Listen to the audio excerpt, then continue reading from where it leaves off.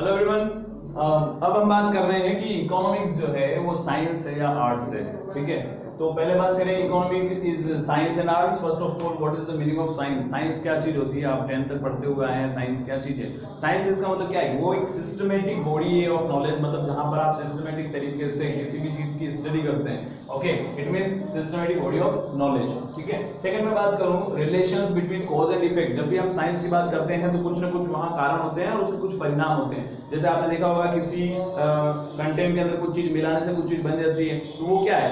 उसका मतलब ये है कि यहाँ पर कॉज भी है कि इस कारण क्या चीज किस कारण की वजह से और उसका इम्पैक्ट क्या पड़ेगा, ये किसके अंदर आता है? साइंस में आता है। और मैं बात करूँ क्रिएट थ्योरीज एंड लॉज, तो साइंस के अंदर बहुत सारी थ्योरीज है, आपने देखा होगा वहां पर जिसकी मैं बात करूँ बहुत सारी थ्योरीज लॉ वगैरह साइंस के अंदर होते हैं। अब मैं बात करूंगी कि क्या साइंस के एलिमेंट्स जो है वो क्या इकोनॉमिक्स के एलिमेंट्स से टच होते हैं, मिलते हैं या नहीं मिलते हैं? मैं बात करूं systematic body of knowledge. Economics के अंदर भी आप सिस्टमेटिक तरीके से स्टडी करते हो। आप डिमांड पढ़ रहे हो तो डिमांड के बारे में क्या है, लॉ ऑफ इलास्टिसिटी पढ़ोगे आप, उसके बाद उसके कुछ कॉन्सेप्ट पढ़ेंगे, उसके डायग्रामेटिक सिस्टमेटिक कॉन्सेप्ट पढ़ेंगे। ये सारी चीजें इसका मतलब ये कह सकते हैं कि अपन इकोनॉमिक्स जो है उसमें भी सिस्टमेटिक बॉडी ऑफ नॉलेज चलती है, मतलब कहीं ना कहीं साइंस का वेक्टर वहां कनेक्ट हो गया।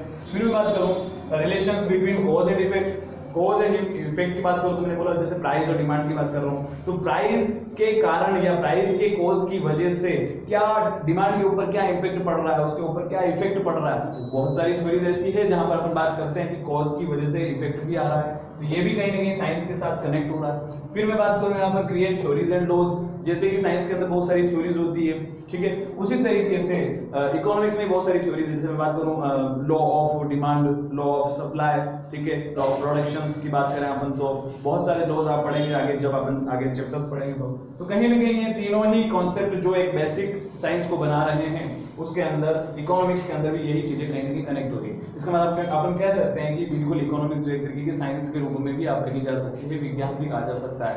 लेकिन विज्ञान भी है, उसमें भी दो पोर्शन में आपने डिवाइड किया है कि क्या वो पॉजिटिव है साइंस को, अगर अपन कहें क्या वो पॉजिटिव साइंस के अंदर आ रहा है या वो नॉर्मेटिव साइंस के अंदर आ रहा है। तो अपन इकोनॉमिक्स को क्या बोल सकते हैं? पॉजिटिव इकोनॉमिक्स बोल सकते हैं या नॉर्मेटिव इकोनॉमिक्स बोल सकते हैं। पहले तो अपने को ये समझना होगा कि पॉजिटिव इकोनॉमिक्स होता क्या है, नॉर्मेटिव इकोनॉमिक्स होता क्या है। पॉजिटिव इसका मतलब ये है कि यहाँ पर जब हम फैक्ट की बात करते हैं तो वो कहलाएगा पॉजिटिव इकोनॉमिक्स, और जब हम नॉर्मेटिव की बात करते हैं इसका मतलब ये है कि हम कोई आइडियल देना चाह रहे हैं, हम कुछ आदर्श कायम करना चाह रहे हैं कि ऐसा हो सकता है, कोई प्रिडिक्शन लगाना हो, तो वो सब चीजें किसके अंदर आती है? नॉर्मेटिव के अंदर। देखो इसके अंदर लिखा हुआ है positive economics, what is it, मतलब क्या है? इट इज रियल सिचुएशंस को इंप्लीमेंट करती है, ये रियल सिचुएशन की बात करती है कि वास्तव में क्या चल रहा है। जैसे बात करूं कि इंडिया के अंदर इतने लोग गरीब है, तो गरीब है मतलब वास्तविकता के अंदर बता रहे हैं, ठीक है। लेकिन व्हाट ऑट टू बी, क्या होना चाहिए, होना क्या चाहिए? इसका मतलब ये है कि गरीबी खत्म होनी चाहिए, कुछ एलिवेशंस प्रोग्राम अप्लाई किए जाने चाहिए। इसका मतलब क्या होना चाहिए? ऑट टू बी एक आपको नॉर्मेटिव कॉन्सेप्ट, एक आइडियल कॉन्सेप्ट की तरफ बात करता है। That is what ought to be, क्या होना चाहिए। इस सिचुएशन के लिए बात करता है वो है नॉर्मेटिव इकोनॉमिक्स। और इकोनॉमिक्स जो है वो पॉजिटिव भी है और नॉर्मेटिव भी है, क्योंकि ये रियल सिचुएशन की भी बात कर रहा है, साथ में ये भी बताता है कि वास्तव में क्या होना चाहिए। अपने को बताएगा कि इंडिया के अंदर कितने गरीब है। जब आपने इंडियन इकोनॉमी 11th क्लास में पढ़ी होगी तो आपने पॉवर्टी के कुछ डिजीज देखे थे कि इंडिया के अंदर इतने गरीब लोग हैं, और गरीबी को खत्म करने के लिए कुछ एलिवेशंस प्रोग्राम भी चलाए थे। जैसे आपने पढ़ा था स्वर्ण जयंती, ग्राम स्वरोजगार योजना वगैरह, इस तरीके की MG नरेगा वगैरह, ये सारी चीजें किसके अंदर आ रही है? इसमें आ रही। तो दोनों ही चीजें मिक्स होती है इकोनॉमिक्स के अंदर। इनके डिफरेंस को अभी अपन आगे देख रहे हैं। उससे पहले मैं बात करता हूँ आर्ट। आर्ट क्या चीज होती है? आर्ट मतलब किसी भी काम को बहुत अच्छी तरीके से करना, ठीक है ना, मतलब परफॉर्मेंस करनी है किसी बेस्ट वे से। आर्ट्स को देखो एक फिजिकल और मेंटल एबिलिटी है, मतलब आपकी सोच की एक फिजिकल और मेंटल एबिलिटी है यहाँ पर, जहां पर क्या होता है? परफॉर्म्ड इन बेस्ट वे, जहां आप एक बहुत ही अच्छे तरीके से काम करते हो।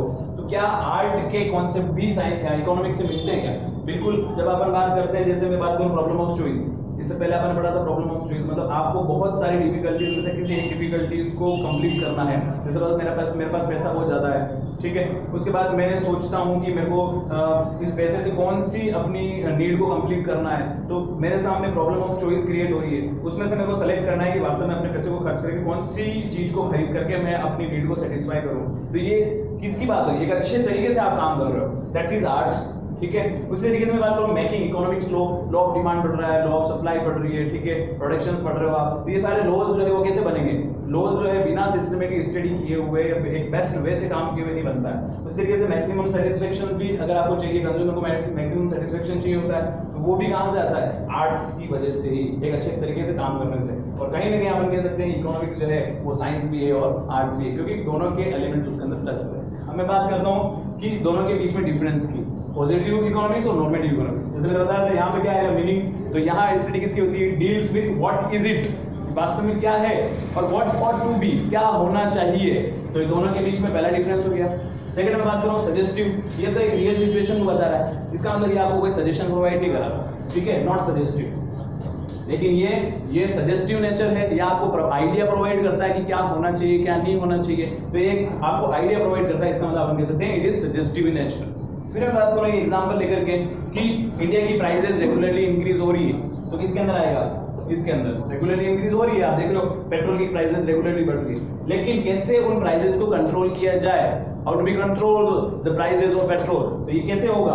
वो एक नॉर्मेटिव इकोनॉमिक के अंदर आता है, ठीक है। तो ये एक छोटा सा कॉन्सेप्ट था, फिर मिलेंगे नेक्स्ट वीडियो में, बाय।